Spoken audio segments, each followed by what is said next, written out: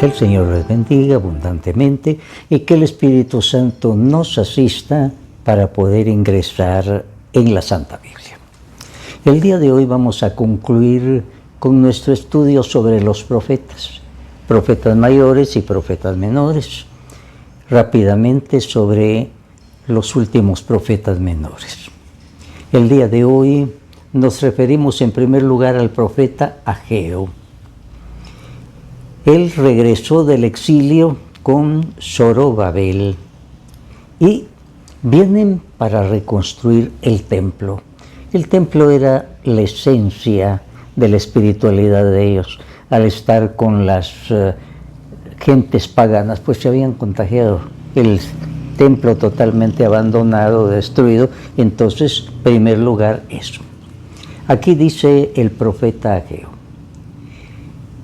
Por medio del profeta Ageo se dirigió al gobernador de Judá, Zorobabel, hijo de Salatiel, y el jefe de los sacerdotes, Josué.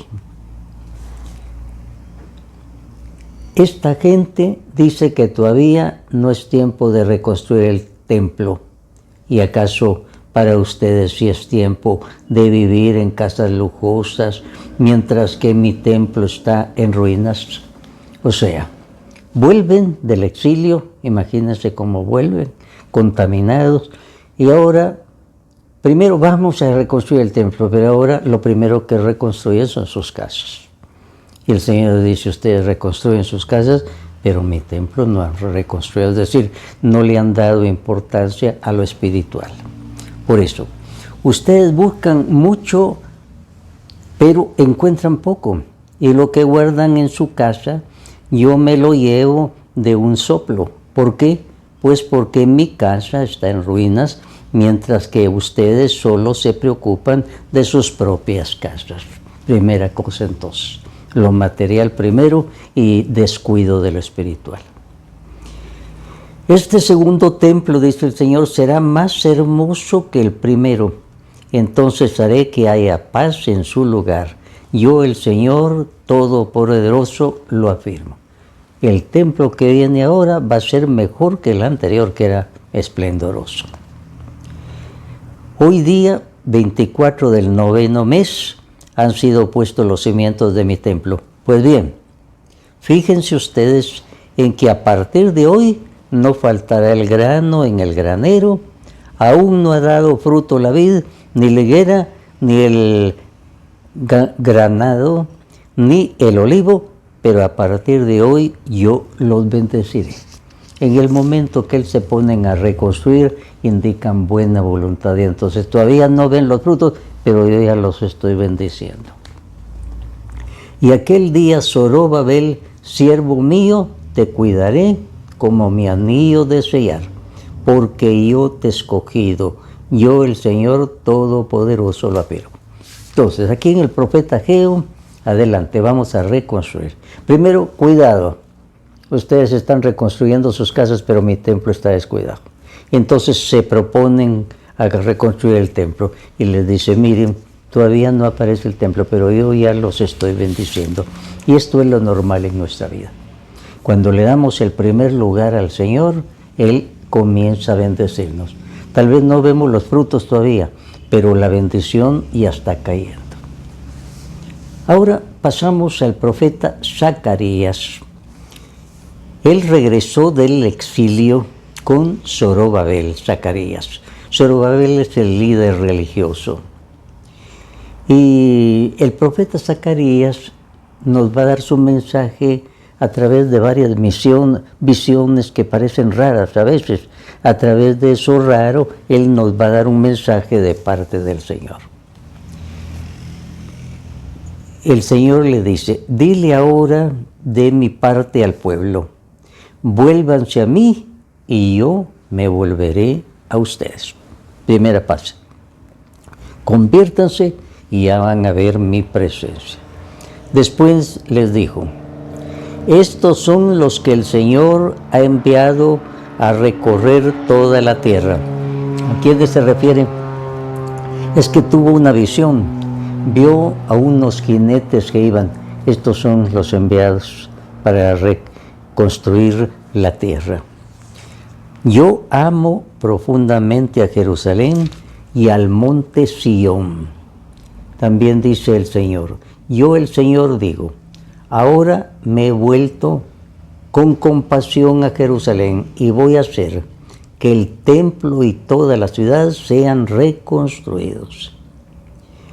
Voy a hacer que mis ciudades prosperen mucho otra vez, voy a dar nuevo aliento a Sión y voy a proclamar de nuevo a Jerusalén como mi ciudad elegida.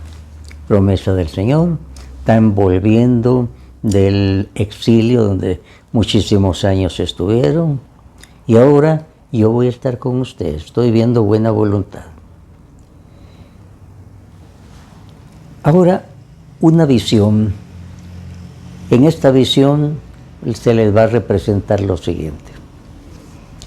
Se me apareció un hombre que llevaba en la mano una cinta de medir. Le pregunté, ¿a dónde vas? Y él me contestó, voy a medir la ciudad de Jerusalén para saber su largo y su ancho. Después dice, yo seré como una muralla de fuego alrededor de Jerusalén y en medio de la ciudad mostraré mi gloria. Entonces vuelven del cautiverio y entonces una visión. Un ángel, un hombre que está midiendo, estoy midiendo porque los voy a rodear a ustedes de bendición. Estoy reconstruyendo la ciudad.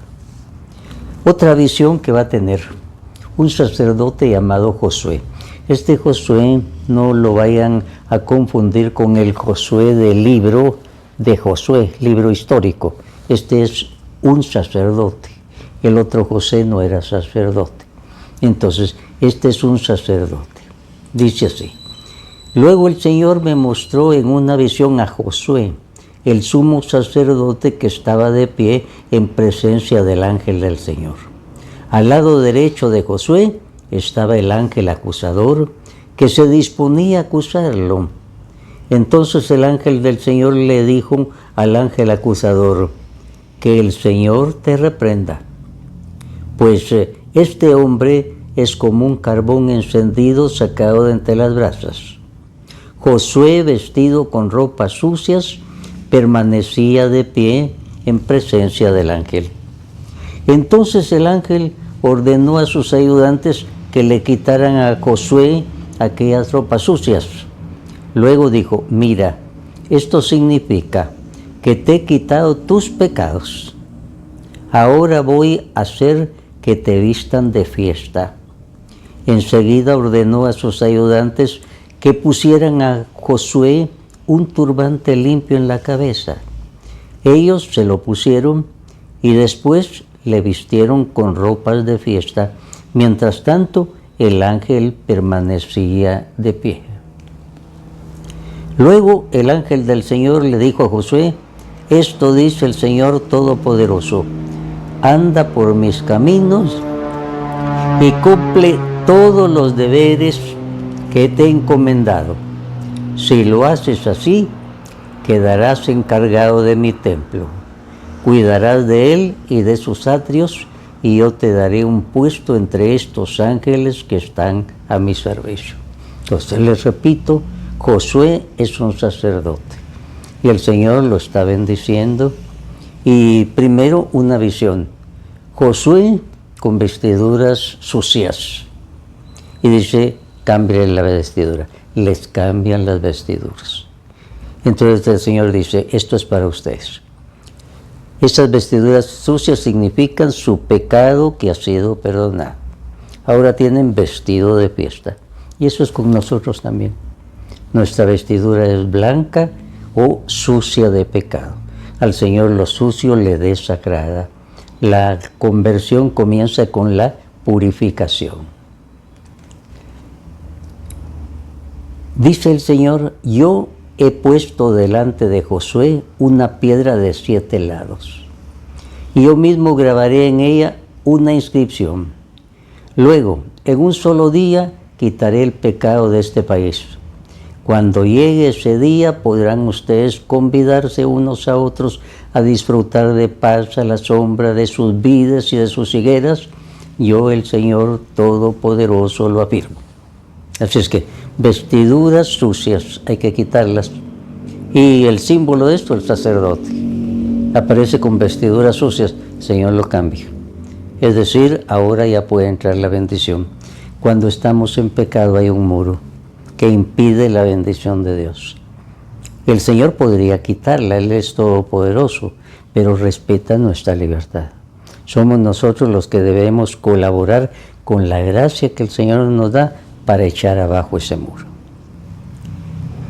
En el capítulo 4 hay otra visión, porque este profeta Zacarías, acerca de visiones, se ve que era un poeta muy de mucha fantasía. Él va presentando así el mensaje del Señor. Aquí dice otra visión. ¿Qué ves? Yo le contesté, veo un candelabro de oro con un depósito de aceite encima. En lo alto tiene 7 lámparas y a las que llega el aceite por 7 tubos. Junto al candelabro hay 2 olivos, uno a la derecha y otro a la izquierda. ¿Qué significa esto?, pregunta el profeta. Y la contestación: este es el mensaje del Señor para Zorobabel. Zorobabel era el sacerdote. No depende del ejército ni de la fuerza, sino de mi espíritu, dice el Señor Todopoderoso. Aquí una revelación muy grande. No con espadas, no con ejércitos, sino con mi espíritu. Aquí está hablando del Espíritu Santo. Si el Señor no construye, en vano se cansan los albañiles, dice el Salmo. Ahora, para nosotros solo se puede reconstruir con el poder del Espíritu Santo. Si tenemos el Espíritu Santo, entonces el Señor está con nosotros. Si el Señor está con nosotros, está el poder de Dios. Así es que lo que dice aquí es muy importante. No depende del ejército ni de la fuerza, sino de mi espíritu, dice el Señor. Nosotros a veces decimos no con ejércitos y con armas, sino con tu Santo Espíritu. Y eso es importante. Siempre que vamos a emprender una tarea, nos debemos preguntar, bueno, ¿y tengo el Espíritu Santo? Si no tengo el Espíritu Santo, estoy trabajando solo. Y entonces, si el Señor no construye la casa, en vano se cansan los albañiles. Nos vamos a matar cansándonos y nada, porque nos falta el poder del Espíritu Santo. Ahora, otra visión, un rollo que va volando. Me dijo entonces, ahí está escrita la maldición que alcanza a todo el país. Según lo escrito por ambos lados, nadie que robe, que jure en falso, puede quedar sin castigo. El Señor Todopoderoso afirma, yo envío esta maldición para que entre en casa del que roba y en casa del que jura en falso por mi nombre. Y la maldición permanecerá ahí hasta que no queden ni vigas ni piedras. Entonces, otra visión que presenta el profeta Zacarías, un rollo que va volando. Señor, ¿qué es eso? Esa es la maldición que va volando. Y va a entrar donde roben, donde juren en falso. Ahí va a entrar la maldición. Robar en ese tiempo, volvían del cautiverio y les faltaban muchas cosas. En tiempo de carestía es peligroso. Uno no se contenta con lo poco y ve hacia el vecino, qué peligroso. Ahí entra la maldición. O jurar en falso. Jurar en falso, pues es decir, el Señor dice y el Señor no ha dicho nada. Es peligrosísimo eso. Entonces, vamos a pasar al capítulo 6. Una visión de 4 carros de guerra. Dice aquí el profeta Zacarías. Tuve otra visión. Vi aparecer 4 carros de guerra por entre las montañas de bronce. El primer carro iba tirado por caballos rojos. el segundo por caballos negros, y el tercero por caballos blancos, y el cuarto por caballos tordillos. El rojo, el negro, la violencia, la muerte, la negrura, los tordillos lentamente. Y dice, mira, los que fueron al país del norte van a calmar el enojo del Señor en este país.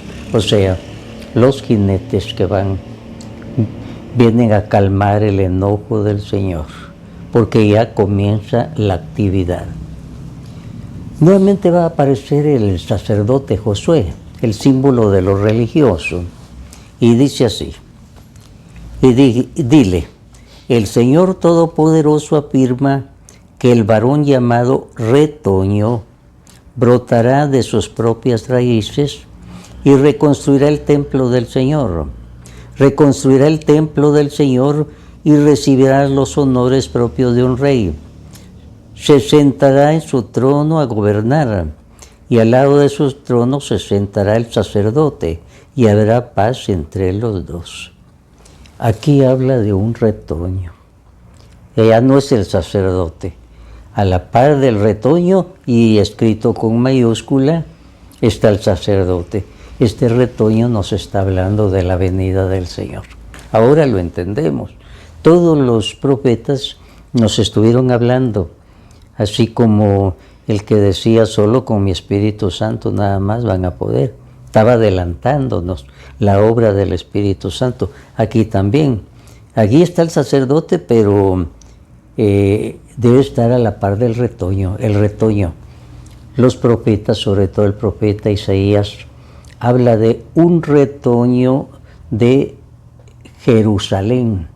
De ahí va a salir el Mesías, un retoño que va a tener sabiduría, entendimiento, consejo, fortaleza, ciencia, piedad y temor de Dios, o sea, los 7 dones del Espíritu Santo. 7 en la Biblia quiere decir abundancia, no quiere decir que el Espíritu Santo da solo 7 dones, muchísimos. Aquí es una esencia de los dones del Espíritu Santo. Ahora, muchas veces el pueblo se puso a ayunar y nosotros tal vez ayunamos, pero hay que examinar ese ayuno. ¿A quién estamos buscando con el ayuno? ¿Nos estamos buscando a nosotros o a Dios? Miren lo que les dice. Un mensaje al profeta Zacarías. En aquel tiempo el pueblo de Betel había enviado a Sarecer y a Regem Melech con sus hombres a pedir la ayuda del Señor y a preguntar a los profetas y a los sacerdotes del templo del Señor Todopoderoso: ¿habremos de seguir guardando luto y ayuno el 5º día de cada año, tal como lo hemos hecho hasta ahora?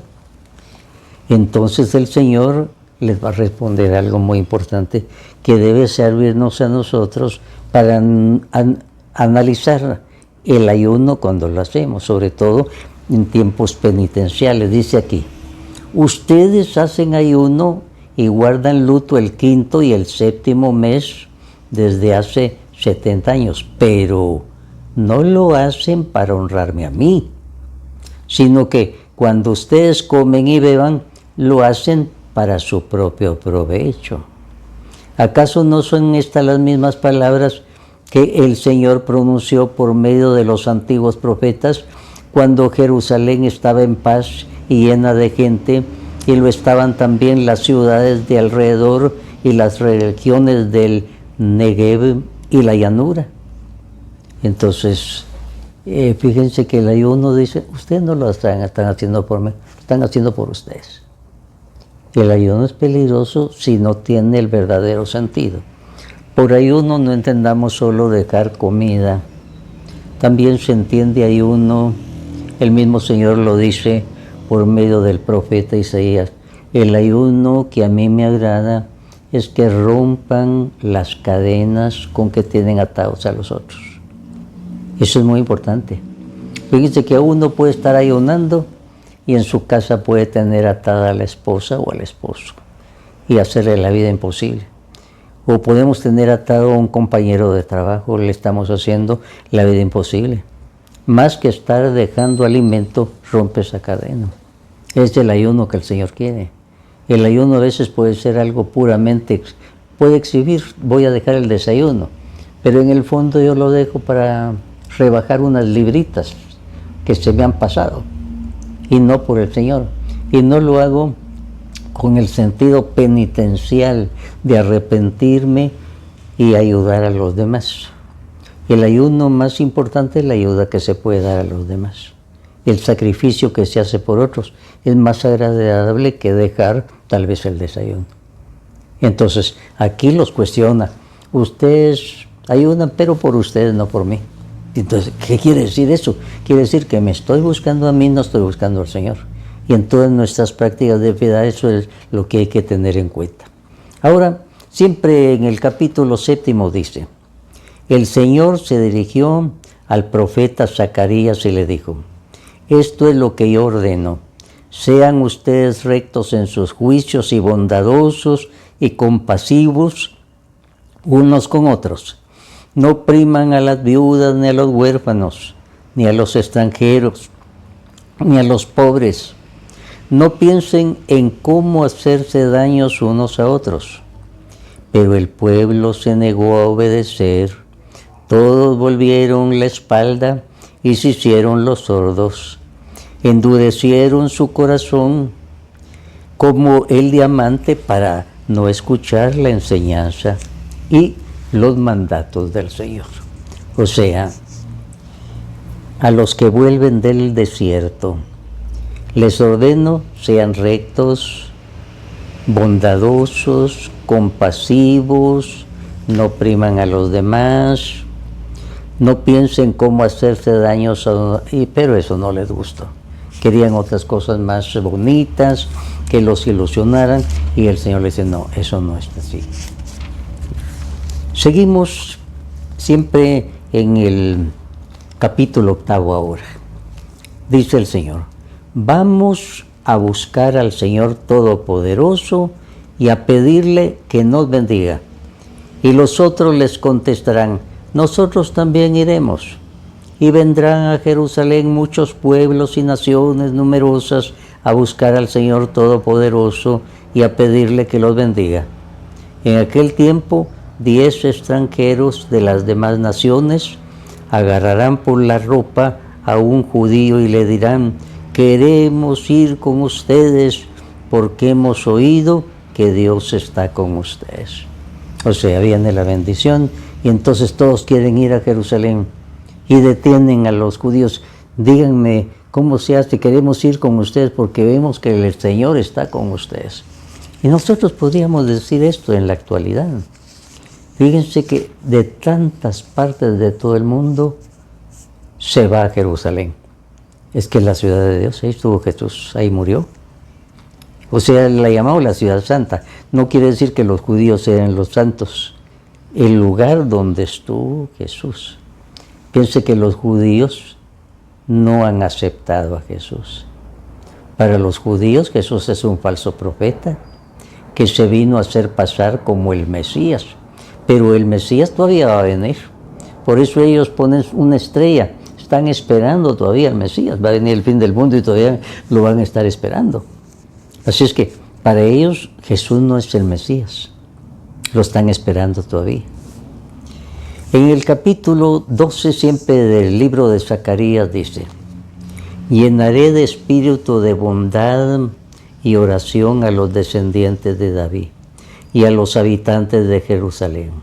Entonces mirarán el que traspasaron y harán duelo, y orarán por él como por la muerte del hijo único del hijo mayor.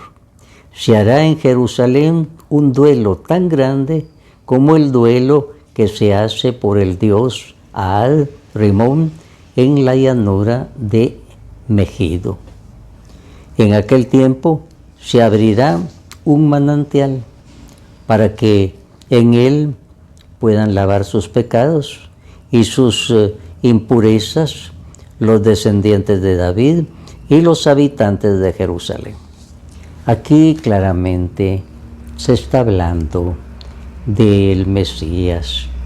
Llenaré de espíritu de bondad y de oración a los descendientes de David y a los habitantes de Jerusalén.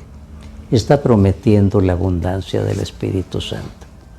Entonces, harán duelo y orarán por sus pecados. Se hará en Jerusalén un duelo tan grande como el duelo se hace por el Dios. Es que acaba de hablar de alguien que va a ser traspasado. Está hablando del Mesías. Se hará duelo, se está hablando de su futura muerte. En aquel tiempo se abrirá un manantial para que en él puedan lavar sus pecados. Del costado de Cristo salió sangre y agua. Sangre de Cristo es lo único que puede borrar el pecado. Y una vez que se ha borrado el pecado, viene el agua, que indica la abundancia del Espíritu Santo. Entonces, aquí se está hablando de la bendición que va a venir con la conversión de Jerusalén cuando acepte al Señor. La profecía es que en los últimos tiempos Jerusalén se va a convertir al Señor. Este libro de Zacarías termina así. Ese día hasta los cascabeles de los caballos llevarán la inscripción consagrado al Señor. Y los calderos del templo serán entonces tan sagrados como los tazones que están delante del altar. Todos los calderos en Jerusalén y en Judá estarán consagrados al Señor Todopoderoso. Quienes vayan a hacer un sacrificio lo usarán y cocerán de ellos la carne de los animales ofrecidos. Ese día ya no habrá más comerciantes en el templo del Señor Todopoderoso. Y aquí esto nos hace pensar en el Señor que con un látigo purifica el templo. Vamos a terminar con el profeta Malaquías. Con ese se termina el estudio sobre los profetas. Malaquías está en el siglo V, es decir, unos 400 años antes. Es de lo más cercano al Nuevo Testamento. El Señor reprende en primer lugar a los sacerdotes. Aquí en el profeta Malaquías dice: pues si yo soy el padre de ustedes, ¿por qué ustedes no me honran? Si soy su amo, ¿por qué no me respetan? ¿En qué te hemos despreciado?, dicen ellos. Ustedes traen a mi altar pan indigno y preguntan todavía: ¿en qué te hemos ofendido? Ustedes me ofenden cuando piensan que mi altar puede ser despreciado, que no haya nada malo en ofrecerme animales ciegos, cojos, enfermos. Vayan pues y llévenselo a sus gobernantes, vean si ellos los aceptan. Pero si le hacen esa clase de ofrendas, no esperen que Dios los acepte. Ustedes con gusto. El Señor Todopoderoso dice: ojalá alguno de ustedes cerrara las puertas del templo para que no volvieran a encender en vano el fuego de mi altar. O sea, simulan devoción, y piense lo que quiere decir: ofrecer animales ciegos, cojos, enfermos. O sea, como quien dice, por cumplir. Ese es el peligro de una mala religión, por cumplir. Se hacen esas cosas, pero sin el corazón. Eso no llega al Señor. Y entonces eso es lo que les reprocha. Y además dice, ellos dicen: ya estamos cansados de todo esto. Y dice: y me desprecian, y todavía suponen que voy a alegrarme cuando vienen a ofrecerme un animal robado o una res coja o enferma. Esto nos lleva a analizar nuestra manera de ofrecer al Señor. Nuestros sacrificios actuales ya no son ovejas ni toros, ahora somos nosotros mismos por nuestros actos rituales, si los hacemos de corazón agradables, sino desagradables al Señor. El Señor dice, voy a enviar mi mensajero para que prepare el camino. Después dice, ¿quién podrá entonces permanecer en pie? Pues llegará como un fuego para purificarnos, será como un jabón que quitará nuestras manchas. El Señor se sentará y purificará a los sacerdotes, los descendientes de Leví, como quien purifica la plata y el oro en el fuego. Después ellos podrán presentar su ofrenda al Señor tal como deben hacerlo. Aquí habla de la purificación del oro. El oro se pone en un crisol, un vaso, que resiste temperaturas muy altas. Y entonces el oro se afloja y suelta la escoria. Las pruebas del Señor es eso, el fuego en que nos pone para que soltemos la escoria, para que venga lo bueno. Nadie puede librarse de estar puesto en el crisol. Todos tenemos que pasar por ahí. Si alguno dijera yo no, San Juan decía, si alguno dice que no tiene pecado es un mentiroso. O sea, todos necesitamos purificación. Tal vez salimos de un retiro muy emocionados, pero al ratito necesitamos purificación. El libro de Malaquías, en su capítulo 4, termina con esto. El Señor Todopoderoso dice, se acerca el día ardiente, como un horno en que todos los orgullosos y malvados arderán como paja en una hoguera. Pero para ustedes que me honran, mi justicia brillará como luz del sol, que en sus rayos trae la salud. Entonces el Señor nos dice, los voy a purificar para que sean luz ustedes. En el fuego purificados para que ustedes puedan brillar. Terminamos entonces este estudio sobre profetas mayores y menores. A través de los profetas el Señor nos sigue hablando. A través de los profetas encontramos el mensaje actual del Señor. Le damos gracias al Señor porque Él nunca deja de hablarnos. En la actualidad hay profetas y los profetas de la actualidad, ¿qué es lo que hacen? Repetir lo que ya nos dijo el Señor. Sacarlo como una luz que brille en medio de la oscuridad. Le damos gracias al Señor que nos sigue hablando siempre por medio de sus profetas, que nos anuncian el bien y denuncian el mal. Que así sea para todos nosotros. Amén.